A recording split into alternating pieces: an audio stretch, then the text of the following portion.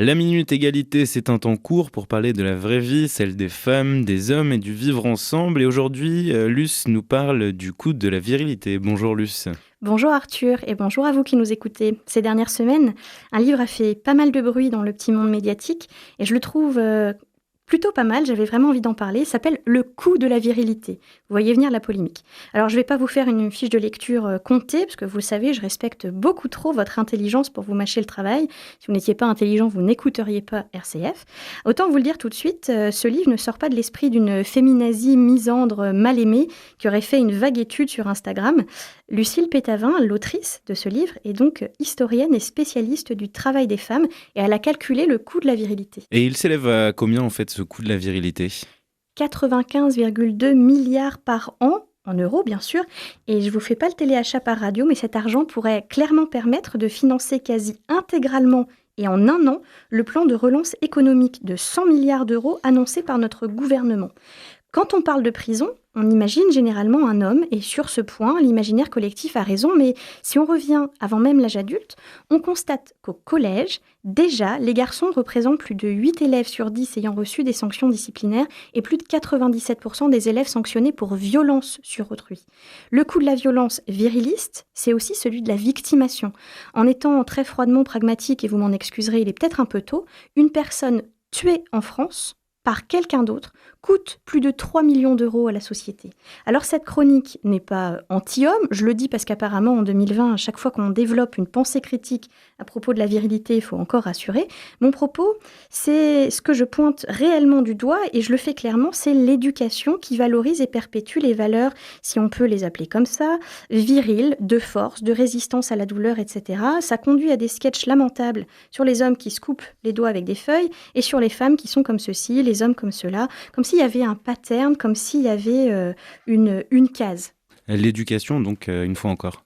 Oui, les études nous le montrent, on ne naît pas violent. Le gène de la violence, ça n'existe pas. Les hommes ne sont pas plus violents que les femmes par essence, par génétique ou par hormones. On ne naît pas violent, on le devient, si je peux paraphraser la syntaxe beauvoirienne.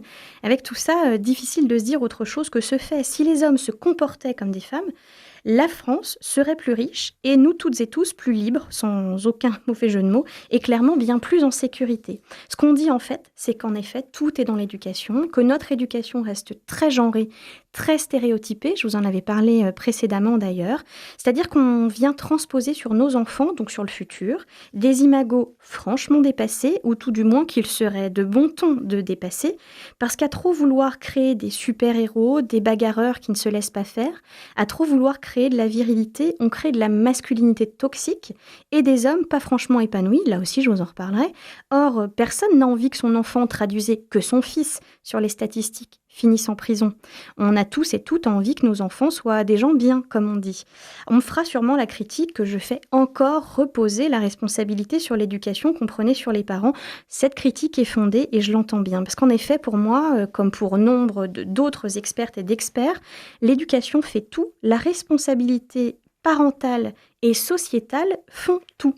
Les études nous le montrent désormais clairement. Plus un garçon est élevé près de ses émotions, plus il sera à l'aise dans une société, une fois adulte, bien inséré dans le monde, et donc plus il évitera la prison puisqu'il évitera le recours à la violence. Le sous-titre du bouquin de Lucille Pétavin, c'est « Ce que la France gagnerait donc si les hommes se comportaient comme les femmes ».